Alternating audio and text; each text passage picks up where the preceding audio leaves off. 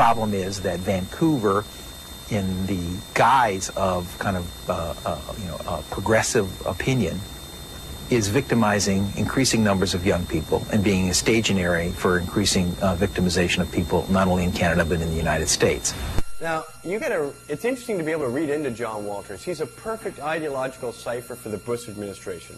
When he says the problem is that Vancouver, in the guise of kind of progressive opinion, see, he's identified the enemy: progressive opinion, liberal thought, people trying to think of harm reduction strategies. All that's summed up right there. The problem is that Vancouver, in the guise of some kind of progressive opinion, is victimizing increasing numbers of young people, not supported by the facts. Fewer young people are dying from heroin overdoses than in the last 10 years, thanks to Larry Campbell's advanced idea on the safe injection site. So this progressive idea is saving lives and has led to no increase in heroin use in the downtown east side whatsoever. It has reduced the number of deaths, reduced the use of dirty needles and the spread of HIV, and consequently has allowed medical practitioners to get a good eye on a lot of addicts and get to know them and get to know their situation. John Walters goes on to say, and this kind of progressive thinking is victimizing increasing numbers of young people, and it is being a staging area for people, not only Canada, but in the U.S. He's basically, it's a staging area for ideas. The ideas are leaping out of Vancouver. They're going to other parts of Canada. They're going into the United States. Even when I point out, like Loretta Knoll, the U.S. Marijuana Party, is part of our organization, that we fund court battles throughout the United States and marches and these sort of things.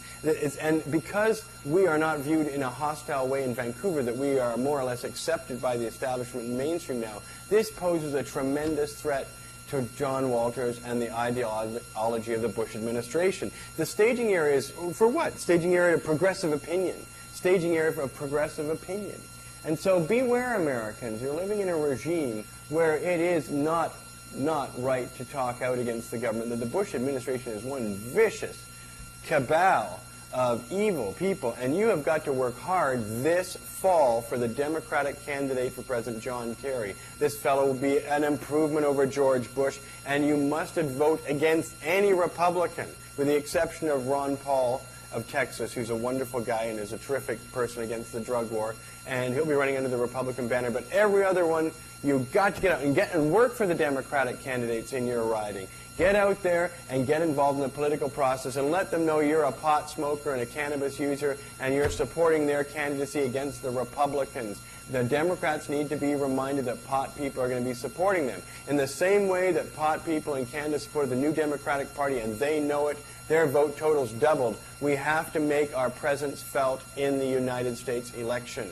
So, American activists, it's very important to get involved now with the congressional candidates for the Democratic Party throughout the United States, and if they're absolutely prohibitionist or can't be swayed, or the Republican alternative is incredibly more rational, then I encourage you, but you must get involved, choose the candidate you're going to help, and get involved and do that.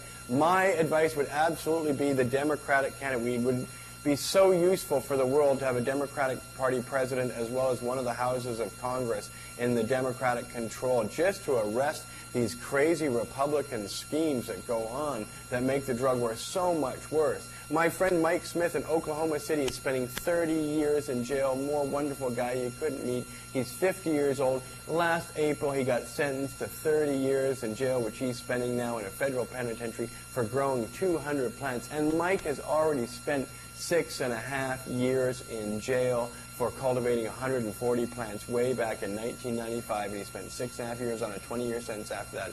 Terrible things happen in America right now. Don't get fatalistic and figure that a Bush defeat is a certainty. Get involved, give money, discover the political process out of self-defense.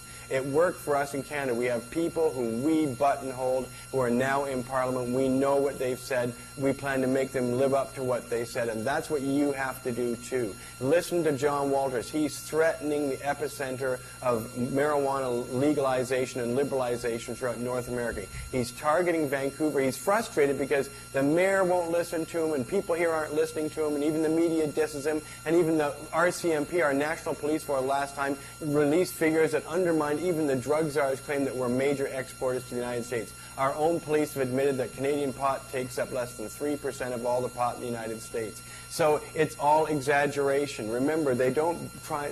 John Walters isn't threatening Mexico because Mexico has nothing culturally to offer the Americans in the way of subversion.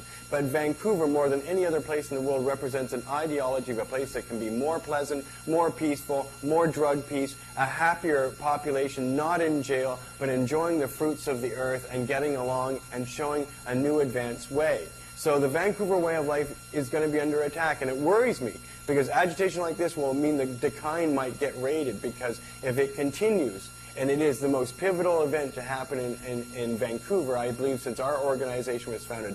Decline at 1018 Commercial Drive is just like Amsterdam. And if that is allowed to remain, it will change forever the way this city is. And John Walters will have been defeated.